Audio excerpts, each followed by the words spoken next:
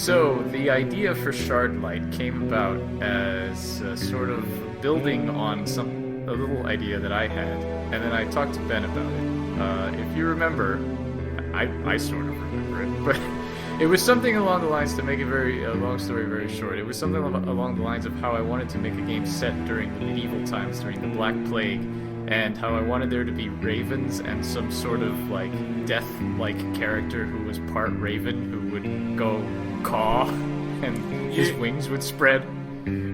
Yeah, you basically came to me with the idea that you'd said, oh, I would talk to these other people about this idea I had, and they didn't think it was very good, and you told me it was sort of medieval times, Black Plague sort of situation, and a Grim Reaper sort of character following the player around.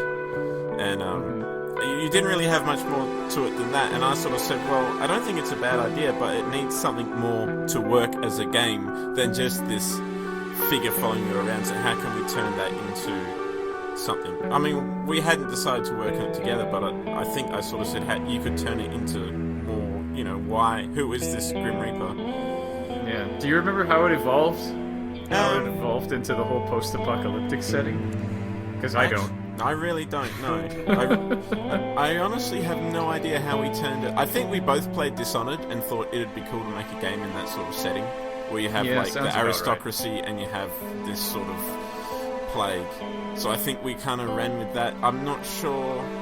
I guess that's one of the problems of both doing Dishonored. Commentary.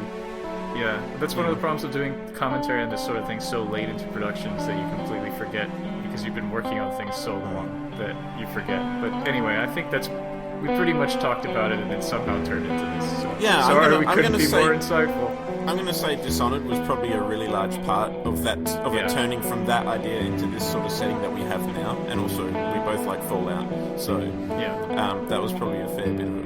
But yeah, that was the genesis of the idea, and you saying, the other people didn't really think my idea was very good, and us sort of putting our heads together to try and turn it into something more solid. It's the logo for South Coast Transit. They own this railroad along with the public transportation system in the city. Yeah, I know. The aristocracy is a friend of the people. What was that noise? I was gonna think about what a shame it was that I didn't have any more chalk. The best leaders tend to be, yes.